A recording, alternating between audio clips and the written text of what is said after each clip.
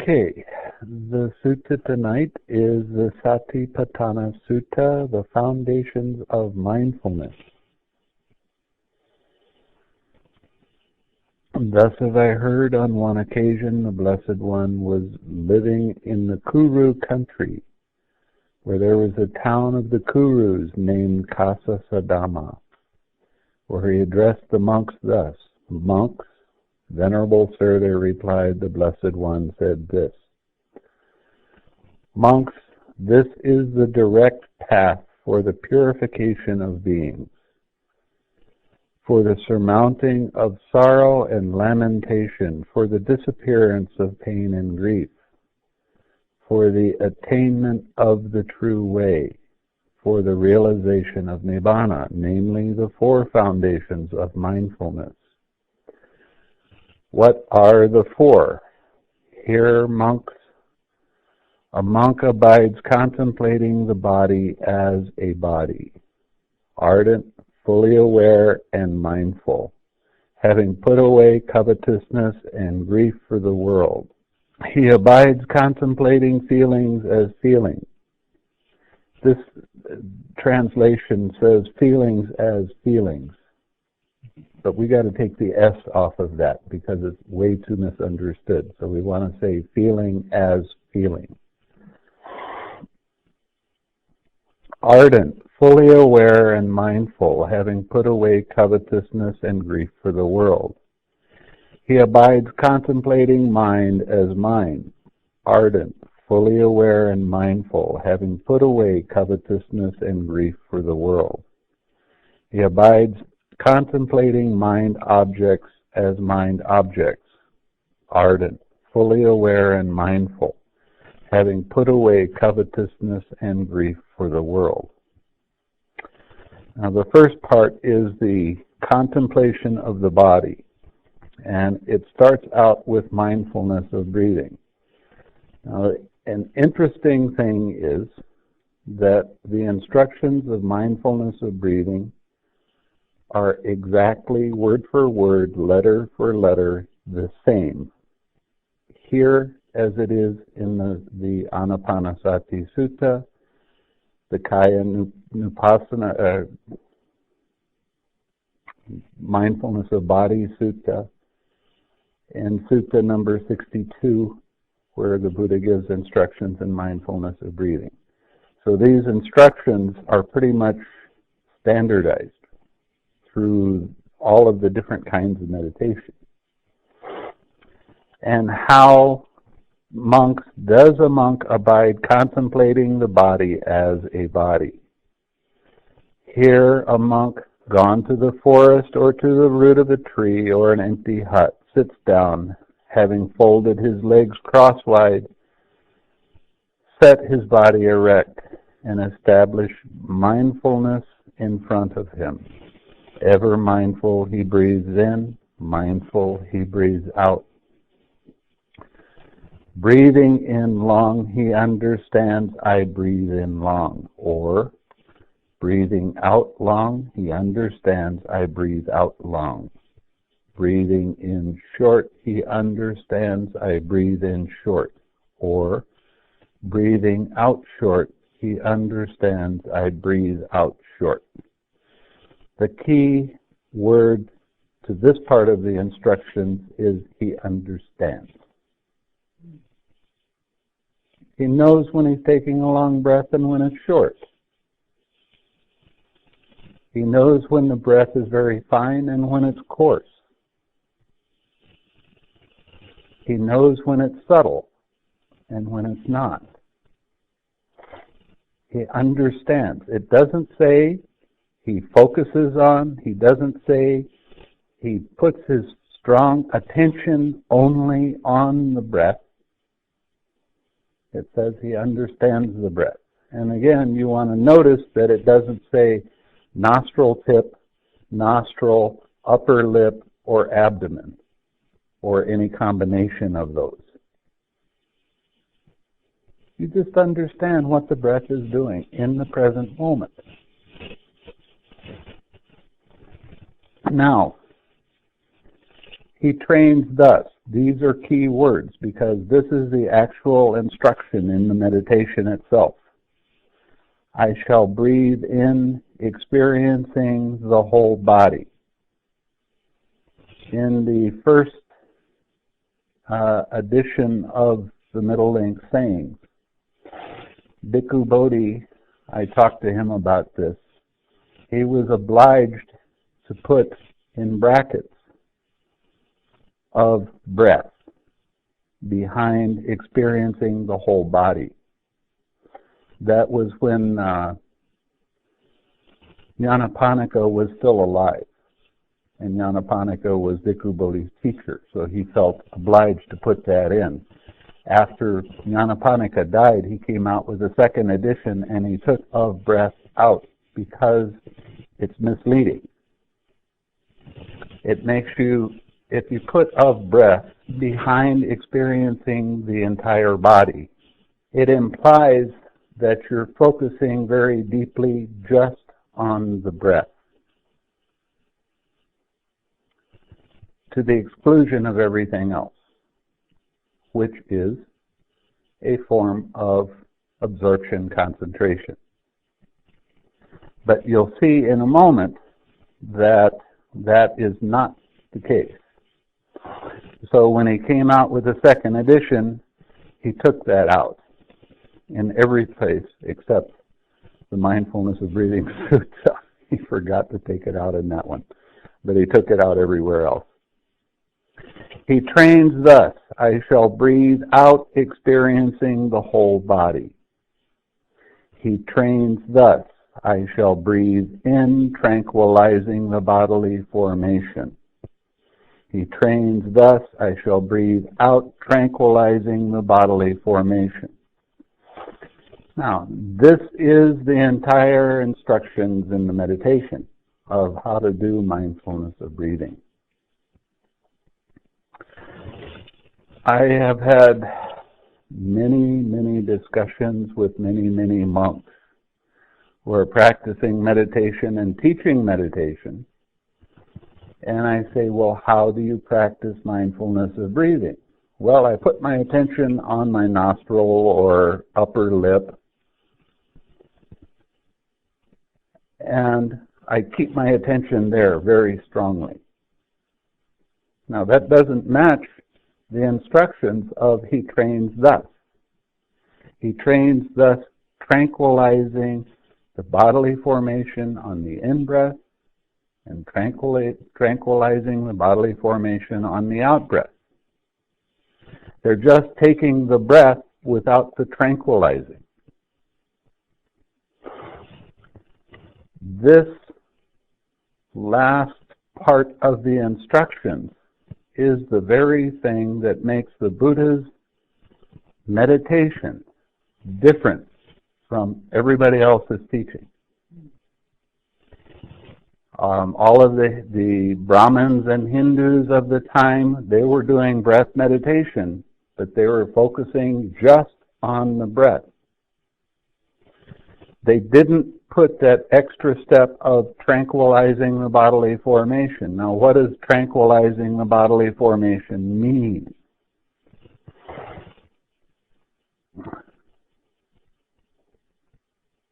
Most people, especially in this country, when you talk to them about the body, to them the body is from the neck down, and the mind is from the neck up. When in fact, the body is from the top of the head all the way down. Now, when it says tranquilize the bodily formation, what it's talking about is there is subtle tensions and tightnesses in your head, in your mind, in your brain. You relax on the in-breath, you feel an opening and a calming. You relax on the out-breath, you feel an opening and a calming. Opening and calming. You're using the breath as the reminder to relax. to tranquilize your bodily formation. Now, this means also that if there's any tension anywhere in your body, if you see that tension, you relax that. Also relaxing this. The subtle tightness that's in your head is also a tightness in your mind. So you're actually tranquilizing both the bodily formation and the mental formation by relaxing. How many times have you heard me say, when there's a distraction, let go of that, relax. Smile. Come back to your object of meditation.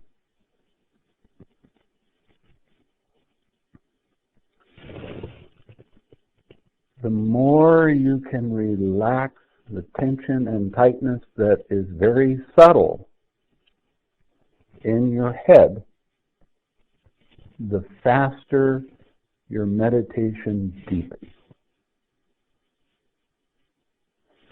And when I've talked to the monks and the other teachers that are teaching mindfulness of breathing, and I come to this statement of tranquilizing the bodily formation on the in-breath and the out-breath, and I say, do you do that? And there's a very blank look. No. We don't do the meditation this way. We follow the Buddha's teaching in other ways. But this extra step is the key to changing your entire meditation so that it becomes immediately effective. The progress in meditation is so much faster when you follow all of the instructions when you're doing mindfulness or breathing that he gave. Now, I know that a lot of Vipassana people, they say they practice the Mahasi method. And the Mahasi method says that when there's a distraction, you put your attention on that distraction until it goes away and then immediately come back to the breath. They don't have any relaxing in it. If there's no relaxing, then you have things like access concentration and moment-to-moment concentration. When you have this kind of one-pointed concentration, when your concentration gets deep enough, the force of the concentration pushes down the hindrances so they don't arise. And they call that purifying the mind. And in a way, they're right. But it's not the way that the Buddha taught. It's a little bit different than that. The way the Buddha taught to tranquilize your mind was by letting go of the tension and tightness caused by distraction. How do you let it go? You relax. What are you relaxing? You are relaxing the tension and tightness caused by craving. Craving always manifests as tension and tightness in your mind and in your body. So every time you let go of that tension, especially the tension that's in your head, you'll feel an expansion, and your mind takes a little step down and becomes calm.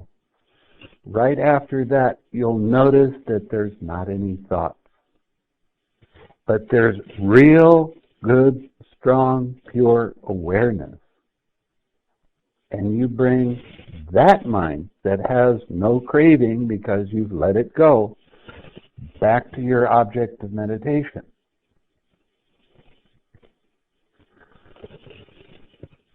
Now, this is day 3 of the meditation. And some of you are doing incredibly well. And that's not a good word. very, very well. And it makes me very happy that you're following these instructions like you are.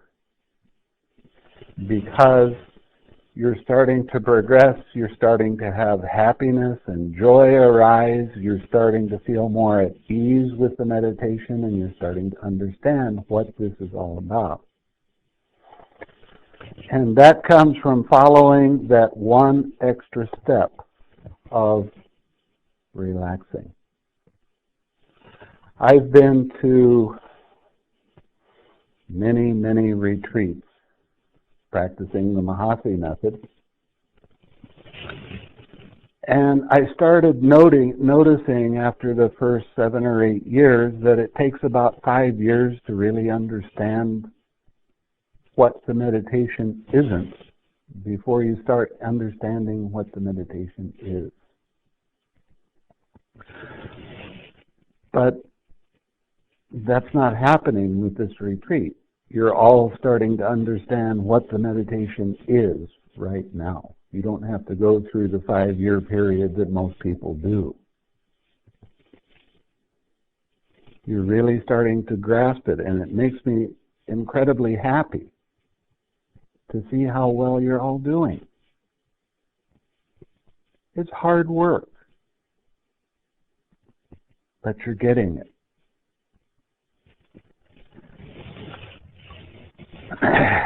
So this extra step of tranquilizing the bodily formation, letting go of the tension and tightness, means that you're letting go of craving. And what is craving? That is the cause of suffering. And when you let go of that craving, and your mind you feel that expansion and calmness, that pure mind, that is where the cessation of suffering is. And you're bringing that cessation back to your object of meditation. So it's kind of an amazing phenomena that so many people are so interested in practicing the Buddha's teaching, but they're not following the instructions. And this is only 4 lines in the instructions, 4 sentences, but they're not following them exactly.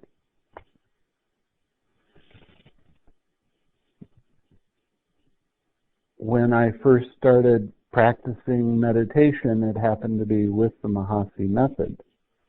And I considered myself a dumb American. I didn't know anything. So whatever the teacher said that I was supposed to do, that's what I did. It took me 20 years to finally go and understand what these instructions were talking about, because I was always following what the teacher said, without investigating more deeply on my own. So I want to encourage you not to believe anything that I'm saying. I want you to investigate on your own and see whether this really works or not. And you're starting to do that.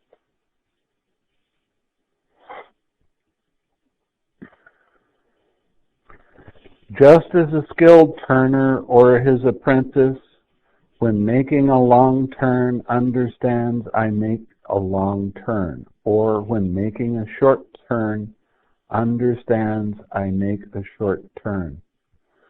So too, breathing in long, a monk understands I breathe in long. Breathing out long, he understands I breathe out long.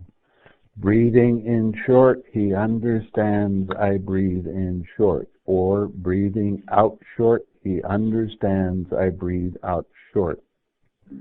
He trains thus, I shall breathe in, experiencing the whole body. He trains thus, I shall breathe out, experiencing the whole body.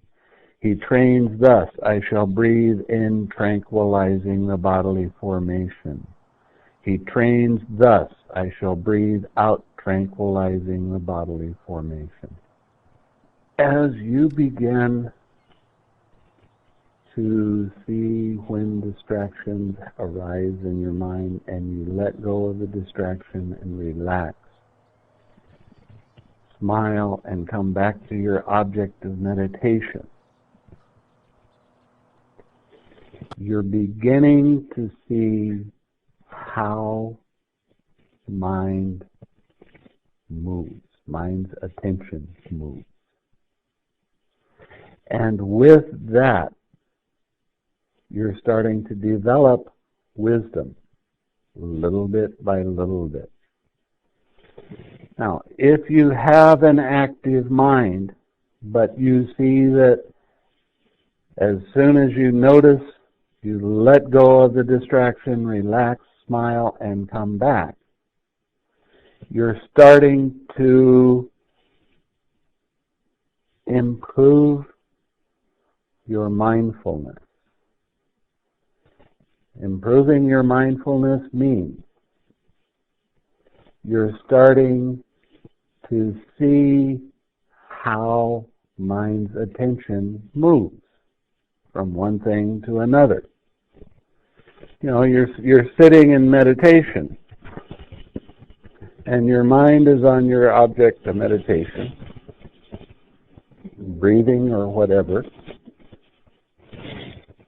and all of a sudden you're thinking about what happened yesterday. How did that happen? When I was studying about the 7 factors of enlightenment, I started thinking that there needs to be another one or two added into that. The first thing you have to have curiosity. You have to want to know what happened. How did that work? Not getting involved in why did that work that way, but how did it work? That's the key question that the Buddha was always presenting. How? How does that arise? How does that work? Since coming back to this country, I spent 12 years in Asia, and coming back to this country, there was a lot of talk about stress, and a lot of talk about depression, and a lot of talk about drugs to overcome the depression and drugs to overcome the stress. When you start looking at how mind's attention moves, you don't need any drugs for that. All you have to do is start to pay attention to how this arises. So how does stress arise? A feeling arises. Most often, it's a painful feeling. I don't like it. Critical mind is real big in this. I want it to be different than it is. Right after the feeling, yeah, I like it, I don't like it mind. Right after that, the story about why you like or don't like that feeling. And your habitual tendency of really getting involved with trying to think your feeling away.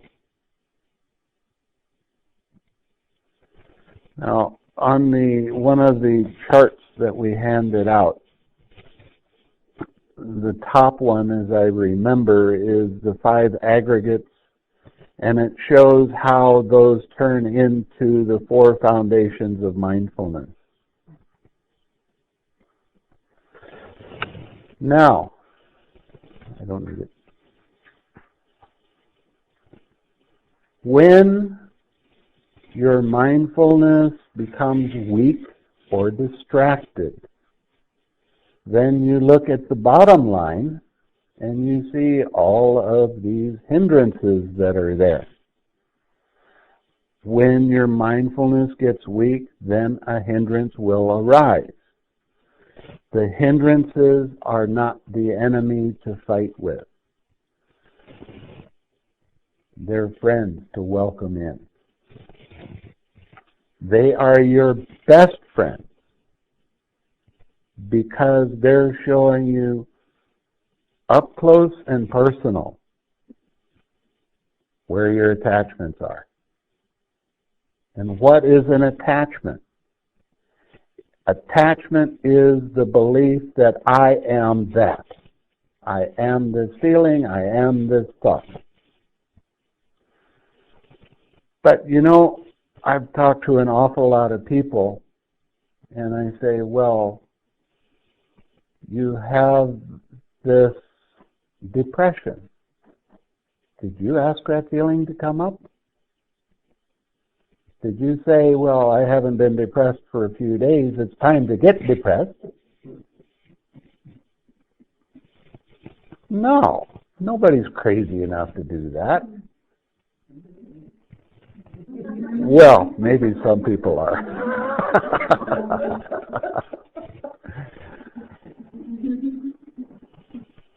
But it arises because there's an expectation of something being the way I want it to be. That's your opinions and your concepts and that sort of thing. When reality doesn't meet that expectation, a painful feeling arises. And the I don't like it mind grabs onto that, and you get more and more involved in all of the concepts and opinions and ideas about why you want it to be other than the way it is. But the truth is,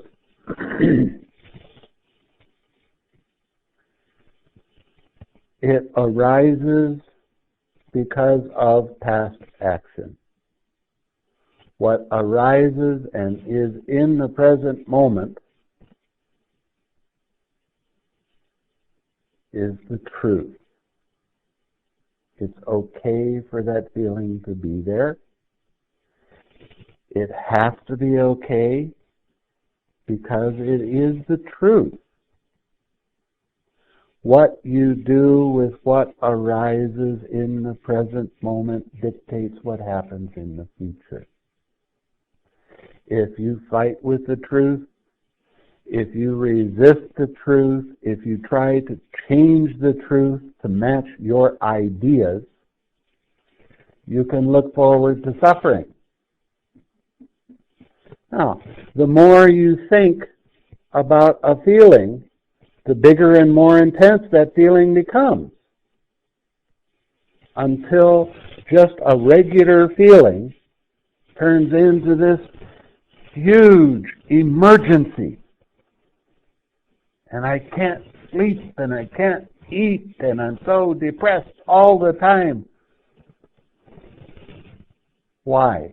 Because you continually are resisting a feeling and trying to think your feeling away. And it doesn't work. Why doesn't it work? Because you can't control whether feeling arises or not. It arises because conditions are right for it to arise. What you're learning how to do right now is to recognize that tension and tightness that arises right after the feeling arises. That tension and tightness is craving. That's the start of that false idea that this is me, this is mine. I don't like it. I want it to be different than it is. Then you have the clinging. And the clinging is a story all of the ideas, all of the concepts, all of the opinions about why this feeling should be other than it is.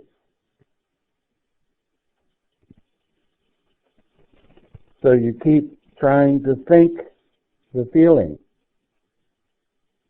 So the feeling gets bigger and more intense. It's like it has a lot of energy, and all of a sudden you're trying to push it back down. And it pushes back and gets stronger. So you have to finally wind up saying, well, I can't stand this, I'm going to take some drugs. That'll control it.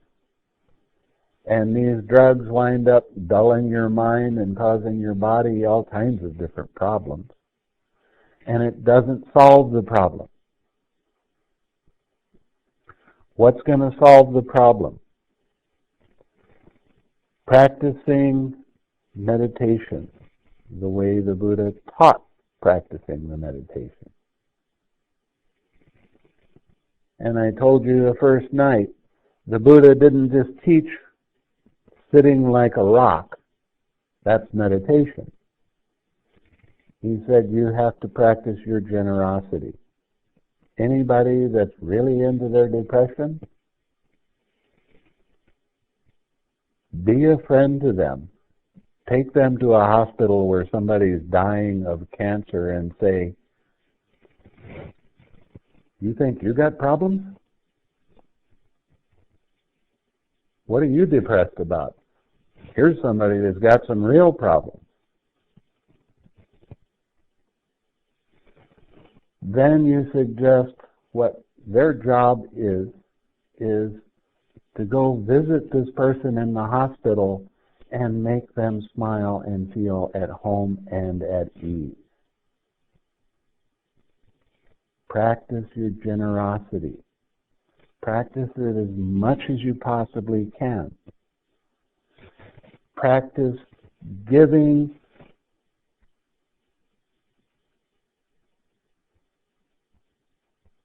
in your speech, saying things that make other people feel good, in your actions, helping in whatever way is necessary, and with your thoughts. Now, you're practicing loving-kindness meditation. You're doing that. You're practicing all of these things and keeping your precepts.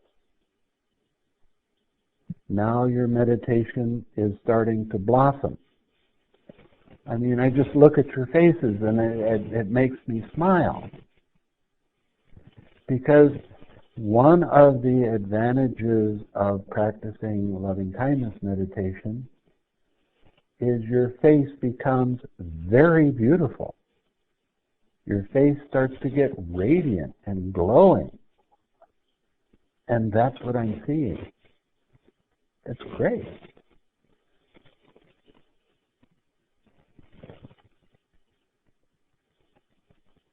You're practicing giving that loving kindness to your friend. Giving it away. Now, when you get home, call up your spiritual friend and ask them if they've noticed any difference in the last week or so. It's amazing.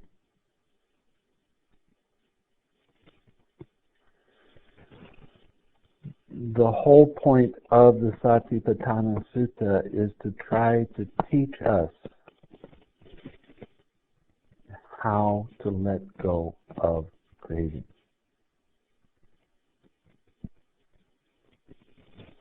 How to improve our observation power and watch how mind's attention goes from one thing to another. That's what mindfulness is. Seeing attention go from one thing to another. Relaxing, letting it be. Smiling, coming back. Staying with that as much as you possibly can. But you can't criticize yourself because you're not as good as you think you should be. Criticizing is no fair. You're as good as you are, and that's great. You have to let go of the expectations. You have to develop what Suzuki Roshi used to phrase as the beginner's mind. Do you know what's going to happen 5 minutes from now? I don't either. Roof could fall down. Airplane can come right here and drop right in on us. Who knows? Why do we have to try to expect something to be in a particular way? The more we have expectations, the more suffering we cause ourselves when those expectations don't arrive. In this way, he abides contemplating the body as a body internally, or he abides contemplating the body as a body externally. Or he abides contemplating the body as a body both internally and externally. Now, what's it talking about here? How are you contemplating? First off, I really don't like the word contemplating because it implies thinking. And this is observation. But we'll let that slide for a minute. How are you seeing the body as a body internally? How do you do it? You see when there's tension and tightness and you relax. On the in-breath, you relax. On the out-breath. He abides contemplating the body as a body externally. You're using the breath as the reminder to relax. That's the external part of the body. And you're doing both internally and externally.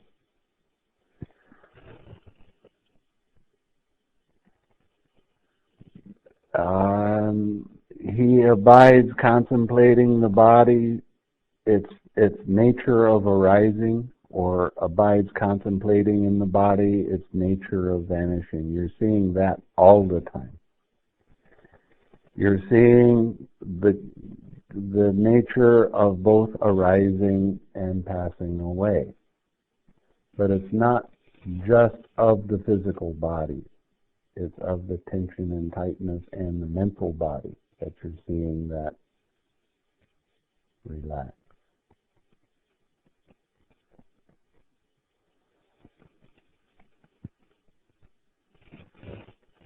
And he abides independent, not clinging to anything in the world. How are you independent, not clinging to anything in the world? Remember, clinging is thinking about.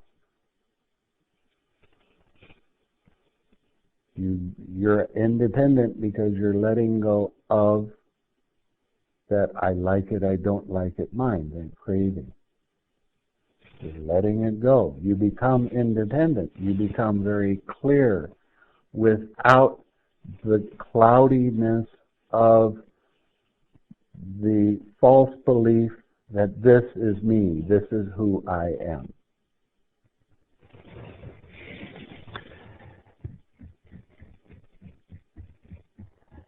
That is how a monk abides contemplating the body as a body.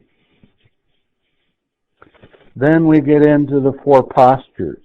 And I've always thought that this was kind of comical, especially when I was practicing it with the Mahasi method, because they said, well, know what posture you're in. And note it 10 or 15 times. Sitting, sitting, sitting, sitting, sitting, sitting. Standing, standing, standing. Walking, walking, walking. Lying down, lying down, lying down. it always seemed kind of a strange exercise. I know when I'm standing, I know when I'm sitting. It's saying that whatever posture you're in, practice your meditation. Practice staying with your object of meditation. Practice, if you're doing mindfulness of breathing, on the in-breath, relax. On the out-breath, relax. Whether you're sitting, standing, walking, or lying down. If you're practicing loving kindness, then stay with that radiating feeling and making a wish and wishing your friend happiness, whether you're standing, sitting, lying down, or walking.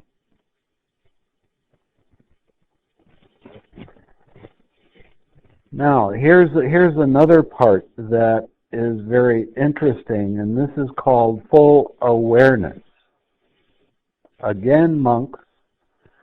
A monk is one who acts in full awareness when going forward and returning, who acts in full awareness when looking ahead and looking away, who acts in full awareness when flexing and extending the limbs, who acts in full awareness when wearing the robes or carrying his outer bowl and robe, who acts in full awareness when eating, drinking, consuming food, and tasting, who acts in full awareness when defecating and urinating, who acts in full awareness when walking, standing, sitting, falling asleep, waking up, talking, and keeping silent. Now, the question is, full awareness of what? Real easy answer. Full awareness of your object of meditation. What this is trying to tell you is, it doesn't matter what you're doing, stay with your object of meditation. It doesn't matter whether you're eating or going to the bathroom.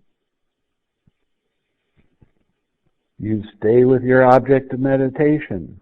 When you're sitting, when you're standing, when you're walking, when you're falling asleep, when you're waking up. Stay with your object of meditation. Smile. Wish your friend happiness. Easy, right?